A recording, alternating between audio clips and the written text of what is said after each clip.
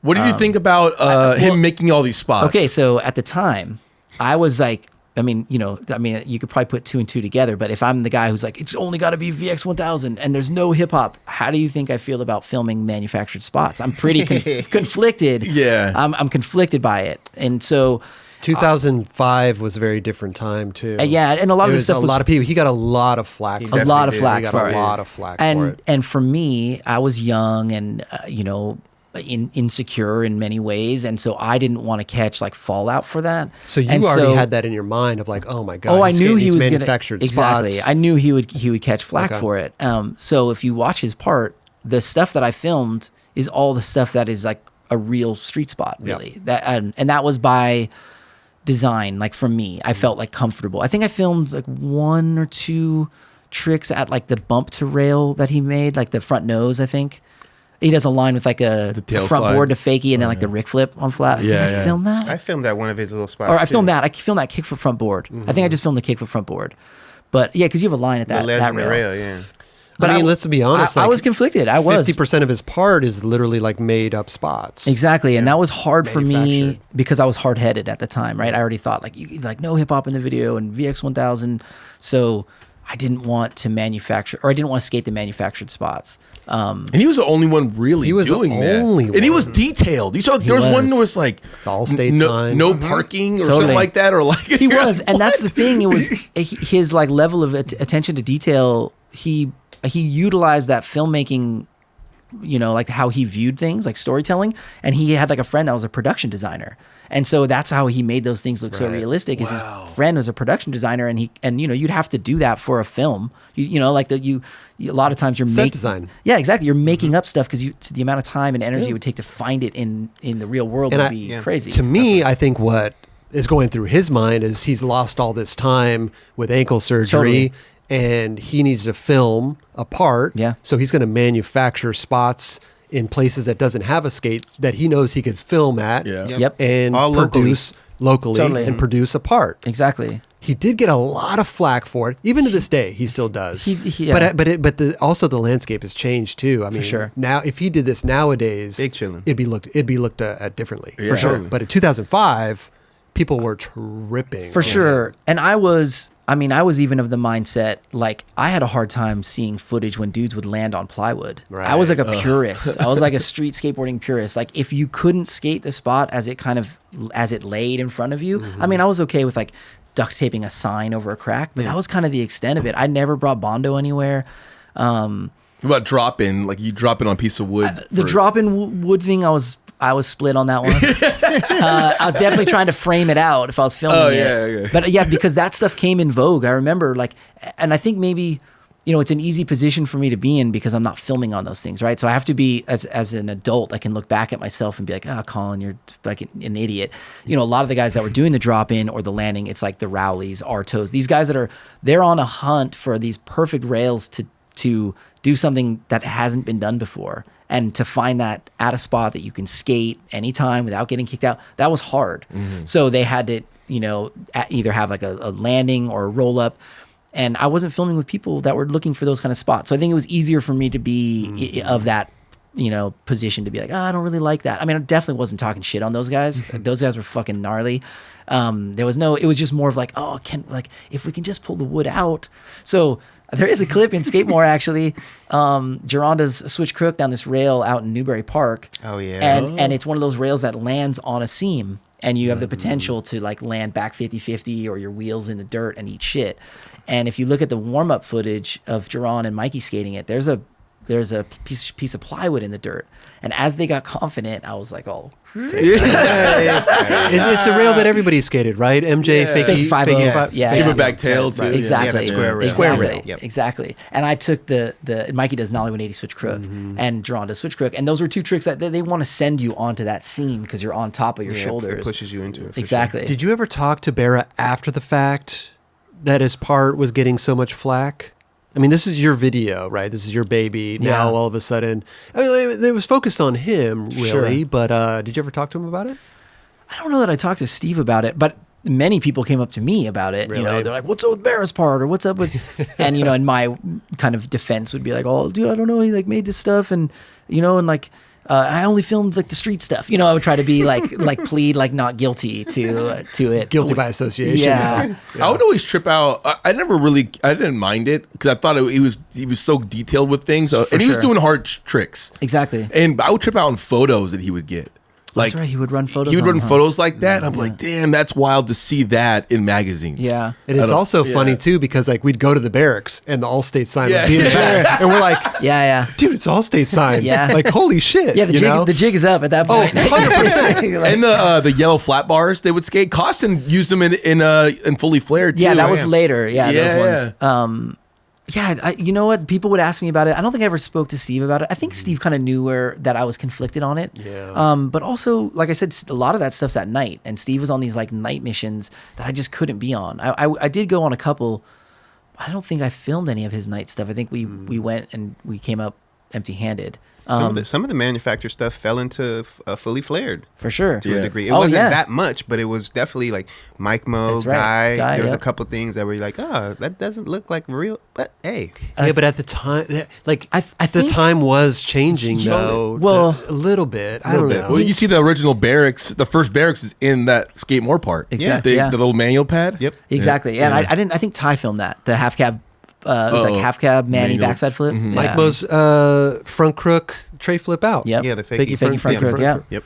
But it wasn't a whole part though. No, not at all. It was like very sprinkled. tasteful. Yeah, You know what? yes. I have a feeling that, Kelly, you were talking about like the attention to detail. Mm-hmm. I think that's what set people off, was that they had felt like they'd been fooled. Like had it been a little bit more kind of like transparent, like here's some cinder blocks with angle iron, like they might have been like, oh, he's skating like that spot, it's kind of whatever, like a DIY. I agree. But because he went to those lengths, which is funny because he actually put in the actual effort and time to make it look real.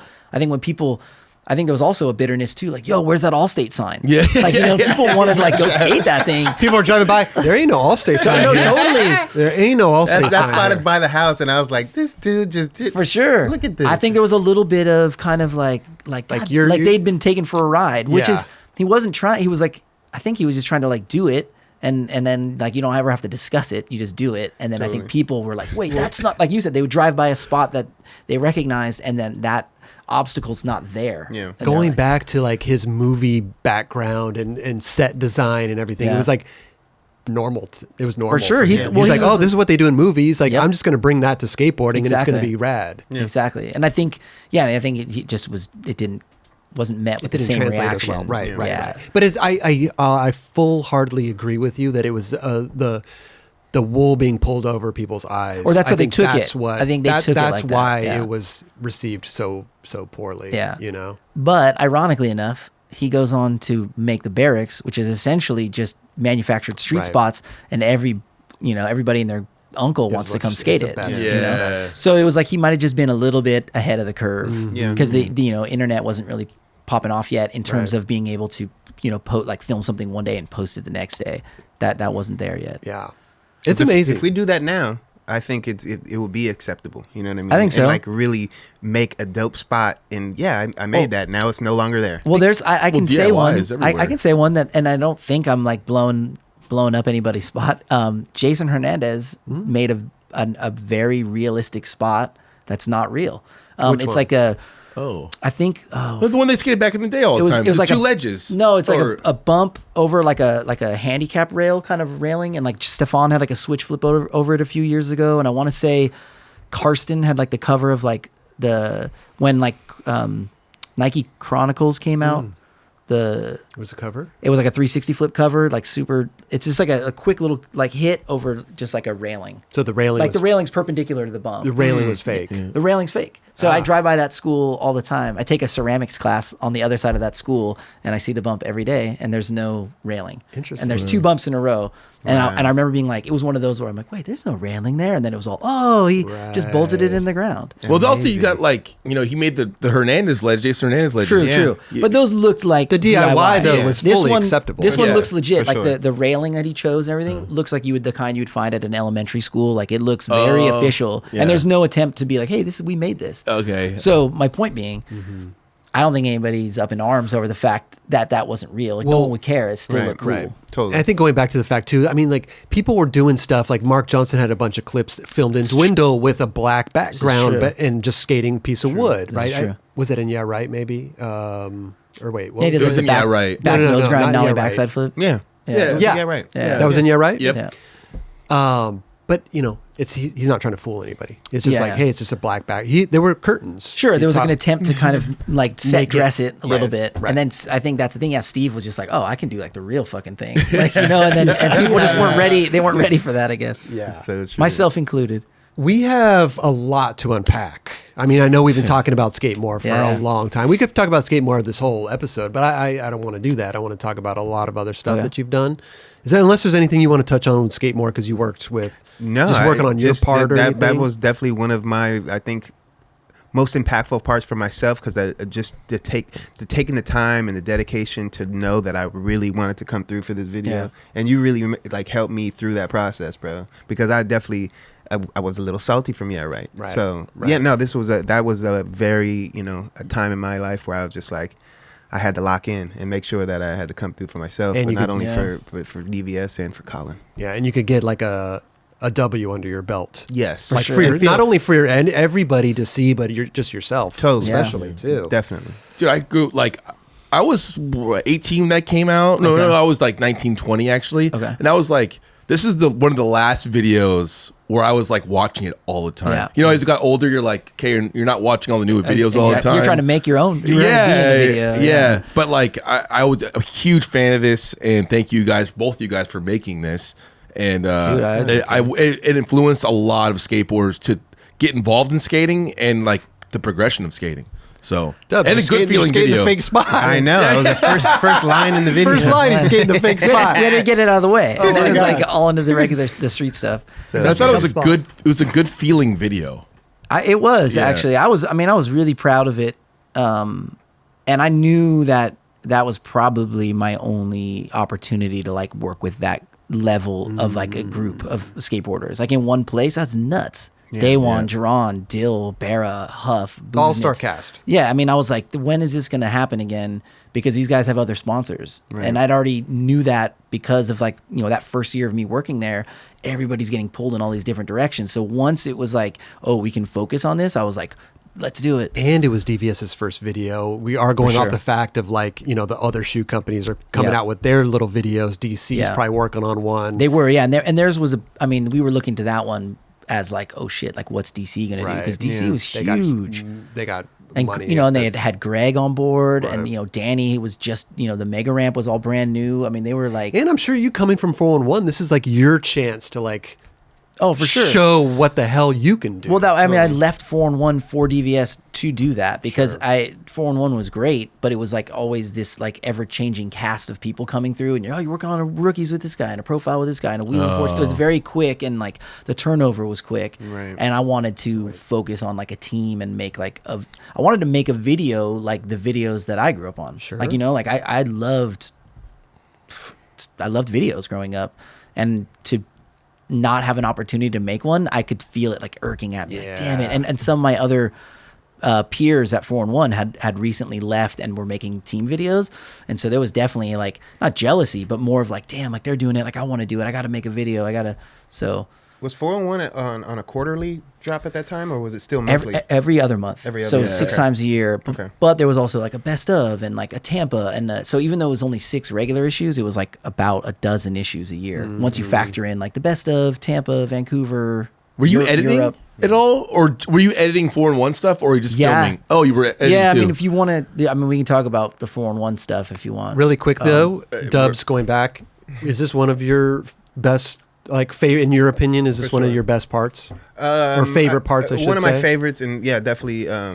Again, I think fun at the time, just because of the whole. I had to retrain myself and not just be able to go out spontaneously, and I had to be like, all right, I'm going out specifically to go do this and to accomplish something. Well, because you had your eye on the prize too, like you said, you were salty coming off of right and everything. I had to redeem myself. Right. Yeah, that's dope, man. I like the fact that you got that opportunity, though. You know what I mean? No, that was the time. That was like the moment where I had to like either do that or I was about to like be ghost. Right. You know what I mean? Because like if skateboard wasn't right then and there, what would have been the next project? Like years from now, probably. Unless I would have just came out of myself and just did like, but that wasn't even like being done. Yeah, no one was doing that back Nobody then. was doing their own. there was like, no like, we're just gonna put out a video part. No. So no, that was like the make or break moment. To be honest. Yeah, I think we all felt that. Like myself included. Like I knew like this was it. Like there was no like, oh, then we'll just make a video next year, or we'll do that promo. Like it was like, oh, like all these guys are here. Like we have to make the most of it. For sure. Huh. Yeah. And then, like I said, so, well, congrats, both of you guys. Thank you. Yeah. Thank you. It was a great video. Thank you, bro. Dubs. Seriously, that was like, No, it was great. Good- It was good monumental duo right video. there. Monumental, you know? sure. And I think for you having, your first video to kind of show the world of like, hey, this is my work right here. I guess. It's huge. Yeah. Because like you said, you're coming from 411. Yeah, and I'd made a bunch of stuff there, but you're kind of anonymous at 411. Right. It's like, it's just 411. There's no like, oh, that's the dude that made that Wheels of Fortune. Like you're just kind of like a part of the system. So yeah, there was like, I mean, I was conscious of that where I'm like, oh, this is my time to like kind of be like conveyor belt. Like, hey guys, like I can make like a skate video. Yeah. dude, you're like what, 25 at that time? When it came out, 25, yeah. Crazy, bro. I was young.